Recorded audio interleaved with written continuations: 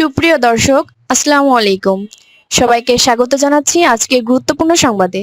প্রথমেই জানিয়ে দিচ্ছি সংবাদ শিরোনাম, পরে বিস্তারিত। আওয়ামী লীগের তো নিবন্ধন বন্ধ হয়েছে, বাতিল করা হয়েছে।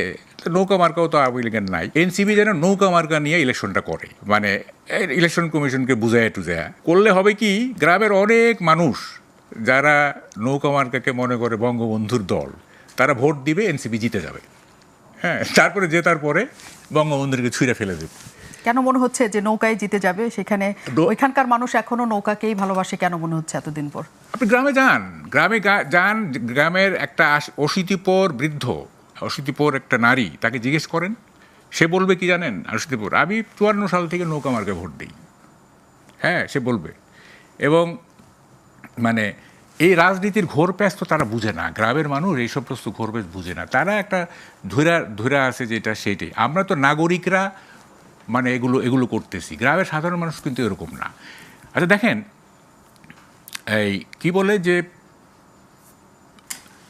কেন এই অ্যাবসার্ড ফিলসফিটা আপনারা পার্সিউ করতেছেন যে মুক্তিযুদ্ধ থাকবে না বা মুক্তিযুদ্ধের থাকবে না, চিহ্ন থাকবে না? কেন এই অ্যাবসার্ড ফিলসফি? এটা কি কখনো বাস্তবায়নযোগ্য? দেখেন, মানুষের জীবন কি? মানুষের জীবন হচ্ছে কিছু স্মৃতির সমষ্টি। হ্যাঁ, যেমন আমি আজকে 70-71 বছর, আমার জীবন কি, এই কি করছি না করছি এইসব নিয়ে রাতে বসি। একজন এনসিপির নেতা বা একজন 25 বছরের ছাত্র, তার জীবন কি? সে সারাদিন হইচই করে ইত্যাদি, রাতে কি করে, কি তার কলেজ জীবন, তার স্কুল জীবন, প্রেমের কাহিনী, ব্যর্থ প্রেমের কাহিনী, এগুলি সে করে, মানে আওড়ায় আর কি। এবং স্মৃতি নেই মানে হচ্ছে সে মৃত, সে জড় পদার্থ।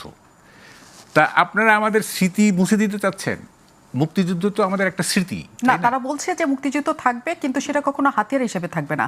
47 যেমন ছিল, অন্য আন্দোলন যেমন ছিল, অন্য হাতিয়ার হিসাবে, শুনেন, হাতিয়ার হিসাবে থাকুক, এইটা তো আমরাও চাই না। হাতিয়ার হিসেবে কেন থাকবে? যেমন ধরেন, গত আমলে যখন গত সরকার যখন বঙ্গবন্ধুকে বিভিন্ন কর্নারে স্থাপন করতেছিল, বিভিন্ন বঙ্গবন্ধু নিয়ে রীতিমতো একটা কি বলে অশ্লীল ব্যাপার চলতেছিল, তখন আমি এক লেখায় লিখছিলাম যে আপনারা একটা কাজ করেন, ঢাকা সিটির নাম মুজিব সিটি রেখে বাকি সব ফেলে দেন, আর কোথাও বঙ্গবন্ধুর নামে কিচ্ছু থাকতে পারবে না, কিছু থাকতে পারে, শুধু রাজধানীর নাম হবে মুজিব সিটি। যেমন হোচিমিন সিটি আছে, তারপর ধরেন ওয়াশিংটন, হ্যাঁ আছে, একটা করে বাকিগুলো ফেলে দেন। তো আমরা তো মুক্তিযুদ্ধকে সেলিং পয়েন্ট করা বা মুক্তিযুদ্ধকে ক্যাশ করা, এটা তো আমরাও চাই না। এটা এটা এটা এটা একটা জঘন্য ব্যাপার। হ্যাঁ, সেটাই তো এনসিপির ওরা চাচ্ছে, সেটাই তো চাচ্ছে। কি চাচ্ছে তারা? যে মুক্তিযুদ্ধকে কোনো রকম রাজনৈতিক হাতিয়ার না করা। হ্যাঁ, ওইটুক বলুক, কিন্তু এই যে 5ই আগস্টের পরে মুক্তিযুদ্ধের স্মারকগুলো যে ভেঙে ফেলা হলো, হ্যাঁ, এনসিপি এটাতে জয়েন করে নাই, করছে তো। ইভেন বিএনপিও তো এগুলিতে কিছু প্রতিবাদ করে নাই। আমাদের এখানে এত ফিলোসফার জন্মাইছে, মানে কথা বলা মুশকিল হয়ে গেছে। সবাই ফিলোসফার, এবং প্রত্যেকটা বিষয়কে ফিলোসফাইজ করা, একটা দার্শনিক দেওয়া। সবাই মানে মাহফুজ আলম থেকে শুরু করে সবাই একটা দার্শনিক কথা বলবে আর কি, নানাভাবে। মানে আমরা কিছুই জানি না, আমরা কিছুই মানে বুঝি না, এরকম আর কি।